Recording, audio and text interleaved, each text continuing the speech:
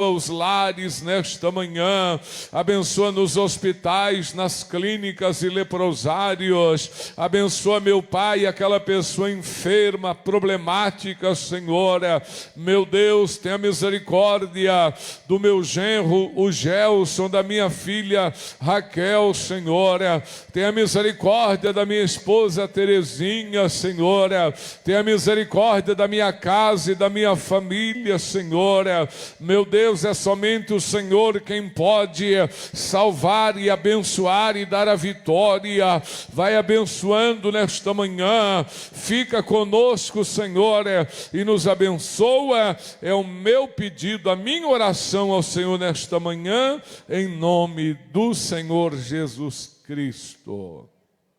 Amém, Jesus, graças a Deus. Todos digam amém, Jesus. Vamos na Bíblia então, meus irmãos, Evangelho de João, capítulo 2. Evangelho de João, capítulo de número 2.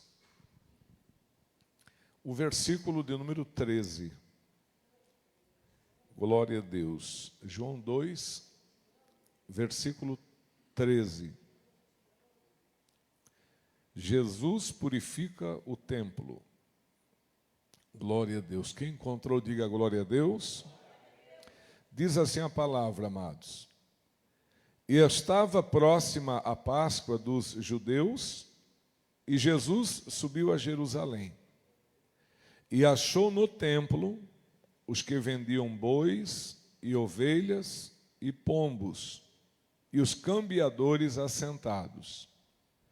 E tendo feito um azorrague de cordéis, lançou todos fora do templo, bem como os bois e ovelhas, e espalhou o dinheiro dos cambiadores, e derrubou as mesas, e disse aos que vendiam pombos: tirai daqui estes, e não façais da casa de meu pai casa de vendas.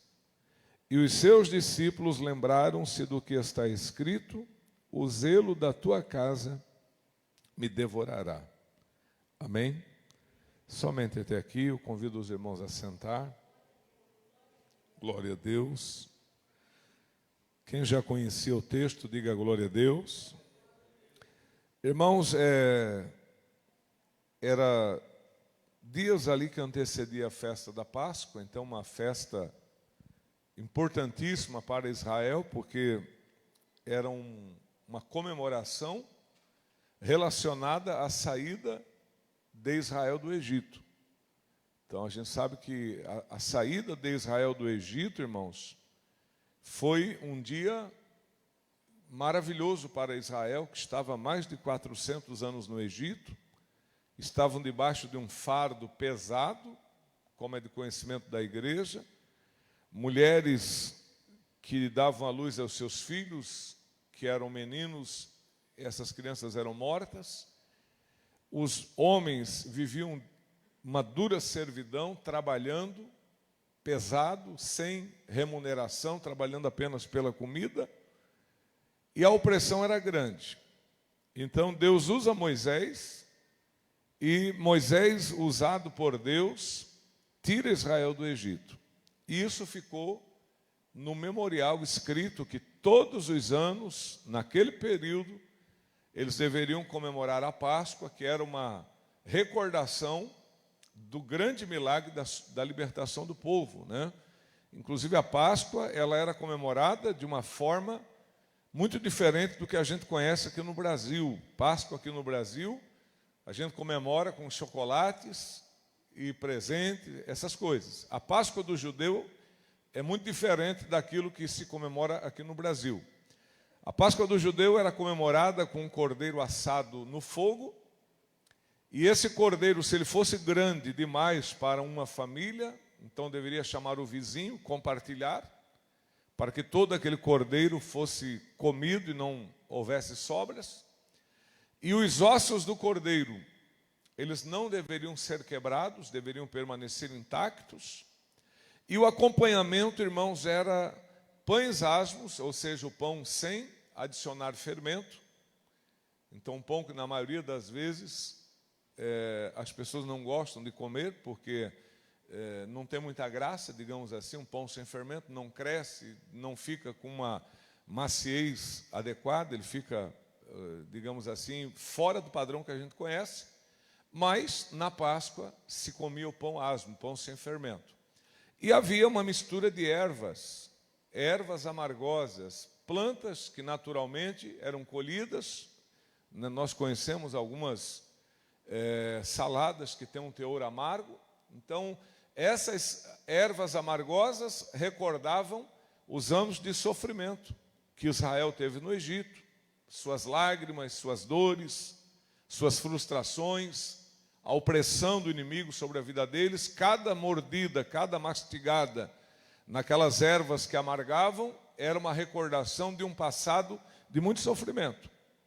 Os pães asmos, o fermento na Bíblia, ele tem uma simbologia que representa o pecado, e também o pão sem fermento foi devido à pressa com que Israel saiu do Egito naquela madrugada, né? Então, por isso, pão sem fermento. E o cordeiro simbolizava ou apontava para Jesus, que é o Cordeiro de Deus que tira o pecado do mundo. E os irmãos vejam que nenhum dos ossos poderia ser quebrado. Lembram que quando Jesus estava na cruz, os judeus foram lá para Pilatos, estavam de olho no relógio, era sexta-feira, e como sexta-feira, no pôr do sol, já é dia de sábado para o judeu, eles não queriam que os corpos daqueles que foram crucificados, com a chegada do pôr do sol, permanecessem na cruz. Então, as autoridades ali dos judeus, os sacerdotes, os príncipes, foram até Pilatos e falaram para que não permitisse que os corpos ficassem na cruz até o pôr do sol. Então, Pilatos ordenou que o soldado acelerasse o processo da morte dos presos ou dos crucificados. Quem lembra que os soldados foram na cruz e quebraram as pernas dos ladrões? Essa quebra nas pernas, para quê? Para acelerar o processo da morte. Porque crucificado ele apoiava no pé, ficava apoiado nas pernas, respirava. Com as pernas quebradas, ele não conseguia mais se apoiar, então ele ia sofrer uma parada cardíaca, porque não ia conseguir respirar, morria de uma parada respiratória. Então, quebraram as pernas dos dois ladrões, mas quando foram quebrar as pernas de Jesus para que acelerasse o processo da morte, Jesus já estava morto. E por que Jesus já estava morto? Porque ele havia rendido o espírito a Deus quando disse está consumado, e o Senhor rendeu o espírito porque, claro, ele é o criador da vida, jamais a morte poderia levar o autor e criador da vida. Então ele se entrega, né? Ele se rende à morte para que nós, através da sua morte, pudéssemos obter a salvação, e para que também se cumprisse a escritura, que os ossos do cordeiro não poderiam ser quebrados. Então não houve necessidade de quebrar os ossos das pernas de Jesus, porque ele já estava morto. Então os judeus pediram que o corpo fosse retirado da cruz antes do pôr do sol, e de fato, antes do pôr do sol, os ladrões já haviam morrido, e Jesus já havia rendido o espírito, foram sepultados, e acabou ali, digamos assim, a história da crucificação de Jesus, da sua morte. Aí depois, no domingo, vem a ressurreição. Mas voltando aqui à Páscoa, todo ano era comemorado a Páscoa. Mas o culto deles, irmãos, como é de conhecimento dos irmãos, era muito diferente do nosso. Então assim, havia um templo único. Esse templo único era onde? Jerusalém, né? E haviam sinagogas espalhadas por todas as cidades, né? Mas o templo, ele era único e era em Jerusalém. E haviam determinadas épocas do ano em que os israelitas deveriam comparecer perante Deus em Jerusalém no santuário. E uma dessas épocas era a época de Páscoa. Então eles vinham aos milhares, irmãos, para Jerusalém, para o culto. E em outros dias também, tipo o dia da expiação, que era o dia da confissão nacional de pecados. E nesse culto, irmãos, eles usavam bois, vacas, bodes, cordeiros. Os mais pobres usavam pombas. esses animais e aves eram oferecidos a Deus em sacrifício, né? Só que, irmão, como é que alguém ia viajar 20, 30, 50, 200 quilômetros trazendo uma vaca com ele, trazendo um cabrito? Era impossível. Então, essas pessoas que viajavam para Jerusalém para prestar o culto e oferecer os sacrifícios, eles não traziam os animais de casa. Eles traziam o quê? Traziam dinheiro para chegar em Jerusalém e comprar o animal e assim ofertar. Então, eles vinham com o dinheiro para fazer a compra dos animais. E o que acontecia, irmãos? O que acontecia é que aquelas pessoas que gostavam de se aproveitar e aproveitar as oportunidades para lucrar, para fazer dinheiro, eles pegavam os animais, traziam ali para o templo, faziam vendas, irmãos, com o preço acima do valor real do animal. Não sei se os irmãos lembram, nós tivemos aqui no Brasil a COP30, quem lembra? Alguém chegou a ouvir quanto estava sendo vendido uma água mineral, um copinho de 300 ml? R$25. Então o cara ia lá em Belém, na COP30, ele ia comprar uma água mineral de 300 ml, o preço era R$25. Uma coxinha, R$30. Por quê? Os aproveitadores gostam de aproveitar esses eventos para lucrar, fazer dinheiro. E aqui no templo não era diferente. Então, os viajantes vinham para o culto e eles se preparavam, traziam os seus bois, os seus animais, as aves e ficavam ali. E quando o israelita chegava para fazer a aquisição do animal, era cobrado um preço além daquilo que valia. E é claro que o israelita, querendo adorar a Deus e necessitando do animal, ele pagava. Você lembra, irmão, que uma caixinha de máscara na pandemia custava R$400? Lembra? Essa máscara ali, ó. R$400, uma caixinha dessa máscara. Quem consegue pagar R$400 numa caixinha de máscara daquela? Mas na pandemia, nós pagamos. E aí a gente não tinha dinheiro para comprar uma caixinha, comprava avulsa. Alguém fabricou lá de paninho, a gente comprava, vendiam máscaras em tudo quanto é lugar. Por quê? São os aproveitadores da situação. Tem gente que gosta de se aproveitar e sabe que a pessoa não tem para onde correr, então ele é obrigado a pagar. É o caso aqui. O israelita vinha, precisava da cabrita, precisava do carneiro, precisava da ave para sacrificar, oferecer a Deus, ele não tinha. Estava sendo vendido ali, era exigido um valor X, ele pagava, né? E os cambiadores, o cambiador é a pessoa que faz câmbio. Vou explicar aqui, eu sei que a maioria dos irmãos sabem, mas assim, irmão, as moedas romanas e gregas, elas tinham as imagens, chamada de efígie.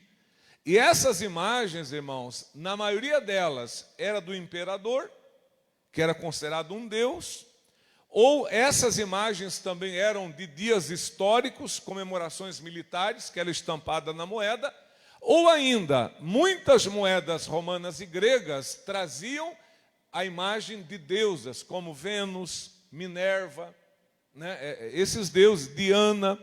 Então, quando esse dinheiro circulava lá fora, no mercado, nas lojas, no dia a dia das pessoas. Mas quando o israelita chegava na casa de Deus, essas moedas não eram aceitas no templo. Então não tinha como você chegar no templo e apresentar uma moeda com a imagem da deusa Diana, com a imagem da deusa Vênus ou com a imagem do imperador que era adorado e venerado como um deus. Então o que acontecia?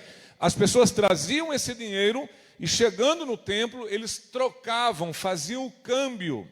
É igual quando você viaja para um país que trabalha com dólar, com euro, você tem que fazer o câmbio para poder, né, usufruir lá das coisas e usar o teu dinheiro. Então assim era feito no templo. O israelita vinha trazendo no bolso a moeda com a imagem de Diana, de Vênus, de Minerva, do imperador. E aí quando ele chegava no templo, essas moedas não eram aceitas no templo. Então ele tinha que trocar. A moeda aceita no templo, você pode estudar isso. A moeda oficial do templo, irmãos, era uma moeda de prata pura. Eu acho que ela se chamava shekel, uma coisa mais ou menos isso. Então, eles vinham e faziam a troca por essa moeda, e essa moeda, que era a moeda oficial do templo, esta que era aceita no santuário. Então, quando Jesus chegou ali no templo, irmãos, estava lá todo mundo fazendo oferta, gritando, bradando, oferecendo os seus animais. Jesus olhou ali, irmãos, estavam os vendedores de pombos. Jesus olhou ali uma mesa, os cambiadores fazendo o câmbio das moedas. Só que aquilo ali, irmãos, deixou Jesus indignado. Porque a Bíblia diz, irmãos, que a casa de Deus é casa de oração. Mas em Lucas 19, versículo 46, Jesus fala: está escrito, a casa de meu pai é casa de oração, mas vocês transformaram ela num covil de ladrões e salteadores. Jesus ficou indignado com a atitude deles. O que é que Jesus fez? Jesus mandou eles saírem e levar os seus animais, mandou retirar os pombos. Diz que a moeda, o dinheiro dos cambiadores, Jesus virou a mesa, caiu ao chão, e Jesus pegou um azorrague, que é uma espécie de chicote. A Bíblia não diz que ele bateu, eu acredito que ele não bateu, mas ele mostrou que aquela situação que estava se vivendo no templo era uma situação inaceitável. Jesus quis mostrar, irmão, que Deus não estava satisfeito com o culto deles, que a igreja, o templo de Deus, que era um lugar de adoração, louvor e oração, havia se transformado em uma casa de negócios. Então Jesus fez o que? A purificação do templo, expulsou todo mundo. Quem lembra que Jesus fez isso, diga glória a Deus. Por quê? Porque Jesus quer que a casa de Deus não perca a sua essência. Irmãos, esse lugar, a casa de Deus, né, é um lugar de adoração, é um lugar de louvor, é um lugar, irmãos, que a gente não deve fazer negócio de tipo nenhum. Esse negócio de fazer vendas na igreja é uma coisa que Deus não se agrada, uma coisa que Deus não aceita. Nós vemos isso aqui claramente aqui no Evangelho de João, capítulo 2, versículo 13 ao versículo de número 17, que nós lemos aqui, que o Senhor fez uma limpeza na casa do Senhor. Amém? Eu gosto muito de Eclesiastes, capítulo 5, versículo 1. Guarda o teu pé quando entrares na casa do Senhor. Isso fala do quê? Reverência. A gente vê, irmãos, que ontem à noite eu estava pregando aqui, o nosso som ontem estava sofrido, eu já estava sofrendo com o som, e duas irmãs conversando o culto inteirinho, irmãos. Eu que me controlo para não falar besteira, mas olha, eu sofro, irmãos, né? Porque eu tenho que me controlar. Quer dizer, você está num culto, está buscando a Deus, está querendo oferecer um louvor, está querendo ministrar uma palavra, e a pessoa dentro de um culto, o tempo todo conversando, dando risada. Pelo amor de Deus, irmãos. Sabe, eu estava pensando em casa ontem à noite, porque cheguei, eu acho que eu vou tomar uma atitude e convidar as pessoas que conversam a se retirar. Dizer, olha, vai lá fora, conversa o que você tem para conversar, e depois volta. Que atrapalha o culto, irmãos, né? São coisas que Deus não se agrada. Sem contar as coisas que acontecem. Às vezes uma pessoa, acontece, a gente é falho, mas às vezes a pessoa entra num culto, irmão, com um celular, com aquele volume na campainha. Você está no culto ali, irmãos, alguém cantando, as pessoas focando em Deus, em querer se alegrar, sentir a presença de Deus. Daqui a pouco a campainha toca, aquele som estridente. Aí a pessoa fica abrindo o bolso e procura e revira para achar o celular, para baixar o volume da campainha. Irmão, isso a pessoa deve fazer quando chega, né? A gente tem que se preparar para o culto, irmãos. Não é verdade, meus irmãos? Então, chegou no culto, já pega o celular, baixa o volume ou desliga, fica atento, não conversa. A gente tem que ter zelo pela casa de Deus, meus amados irmãos. Então, são coisas que entristecem o Espírito Santo de Deus, que atrapalham o bom andamento do culto.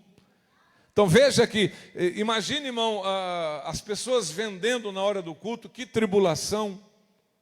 Jesus não aceitou a situação do templo. Olha, irmãos, se hoje Jesus entrasse dentro dos templos, ele ia pedir para muita gente sair, né, pela falta de reverência que muitas pessoas têm na hora do culto. Amém, meus irmãos?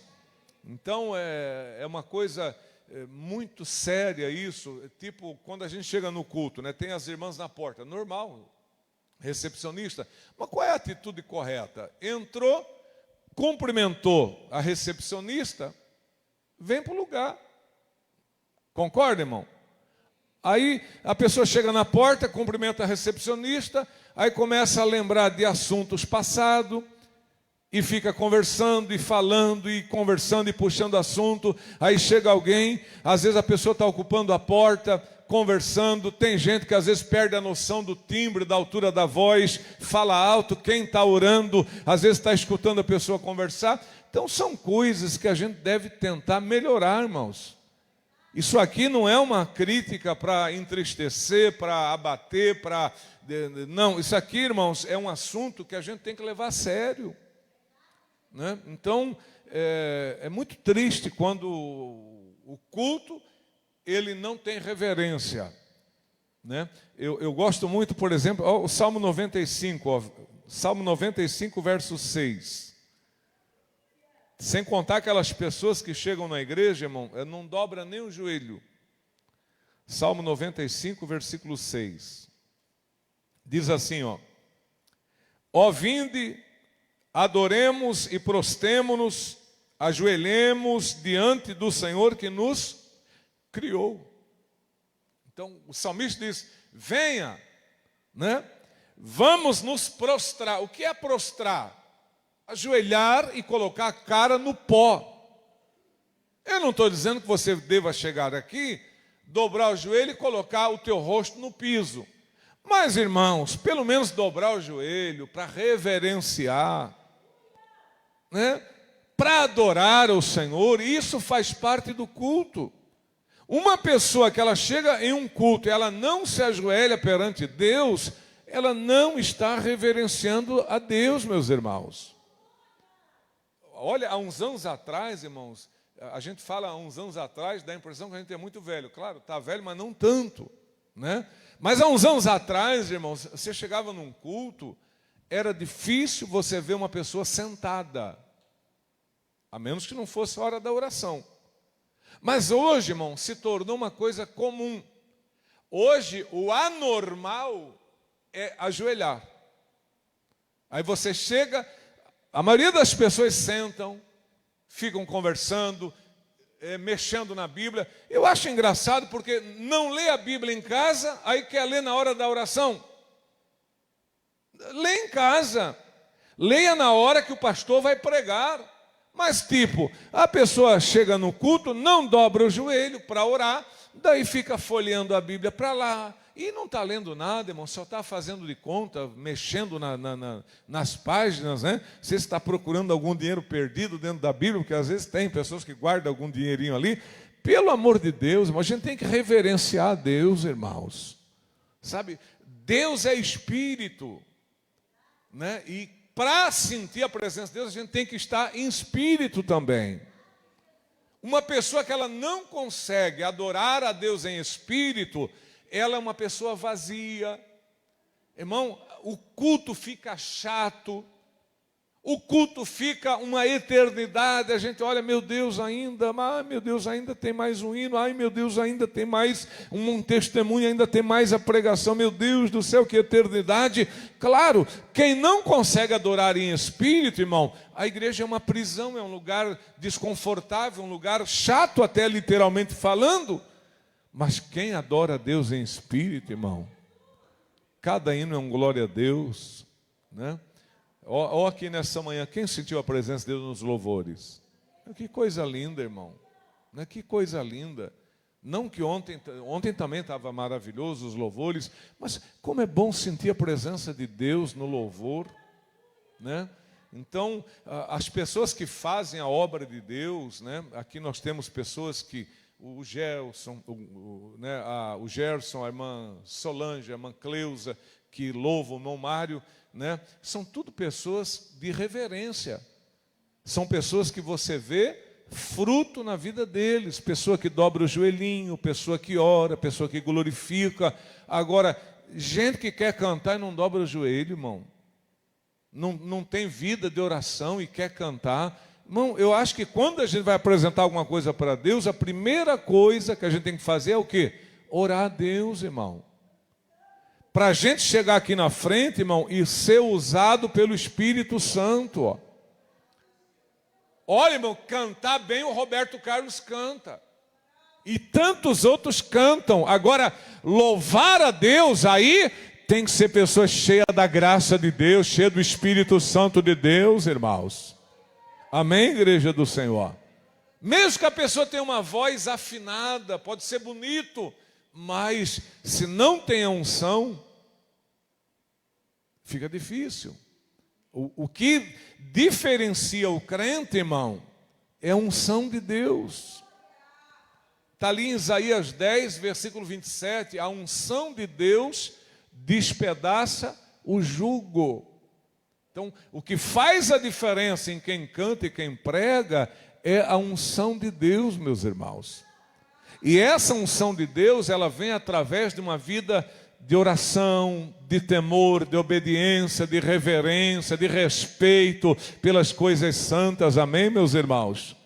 Então, a gente tem que sempre fazer o melhor para Deus. Então, quem toca instrumento, irmão, tem que orar. Não é só tocar. Por que tu acha que o demônio saía com o hino do Davi na harpa? Porque orava. Irmão, dá a harpa para o Saul para ele tocar, não vai acontecer nada. Dá a harpa para o Abinadab, para o Samar, para o Eliabe, não vai acontecer nada. Mas dá a harpa para Davi para ver o que acontece. Então, o segredo, digamos, irmão, não é o instrumento, mas é quem toca o instrumento. Essa é a grande diferença. Diz que numa faculdade, irmãos, numa festa de formatura, um professor, ele citou o Salmo 23. E quando o professor termina de citar o Salmo 23, toda a plateia aplaude. Muito bonito os aplausos. Mas naquela mesma formatura, um aluno também citou o Salmo 23. Só que em vez da plateia aplaudir, a plateia começou a chorar e dar glória a Deus. E aí o professor disse: como é que pode? Eu citei as mesmas palavras que você citou e o povo aplaudiu. E você citou, o povo glorificou e chorou na presença de Deus. Por que será? O aluno disse: é que o Senhor conhece o Salmo 23. Eu conheço o dono do Salmo. Aleluia! Então há uma diferença de quem tem a letra, de quem tem o talento e de quem tem a unção de Deus, meus irmãos. E quem faz a diferença na nossa vida é a unção de Deus. Então, a gente tem que fazer tudo com alegria, né, irmãos? Quem consegue entender, diga glória a Deus.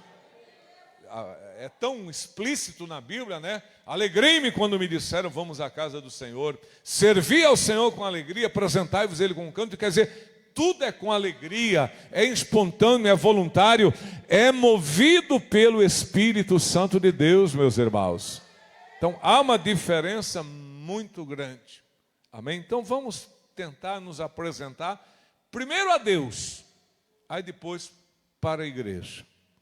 Primeiro a gente se apresenta para Deus. Deus, vou pregar, vou cantar, vou dar um testemunho, vou fazer isso na tua obra. Estou aqui, Senhor, me capacita, me dá graça, me dá sabedoria. E depois que nós se apresentar a Deus, aí nós vamos se apresentar para as pessoas. Amém? Então, é aquilo que a gente fala, escuta falar muito hoje em off, o que a gente faz em off, né? Aqui é publicamente. Agora, o que diferencia no público é o que a gente faz em off, longe da câmera, longe dos irmãos. É isso que nos diferencia. Amém, meus irmãos? Deus abençoe a igreja. Fiquemos de pé, nós vamos encerrar esse culto aqui nessa manhã. Lembrando, irmãos, que à noite nós temos o culto a partir das 6:30 da tarde. Quem puder voltar à noite, volte. Quarta-feira, irmãos, tem o culto da virada. Vai começar aí às 22 horas. esse culto da virada. Os irmãos sabem, eu estou com um probleminha ali no Paraná, na casa da minha filha. O meu genro, ele acabou sofrendo um acidente. Mas olha, irmão, tem como tirar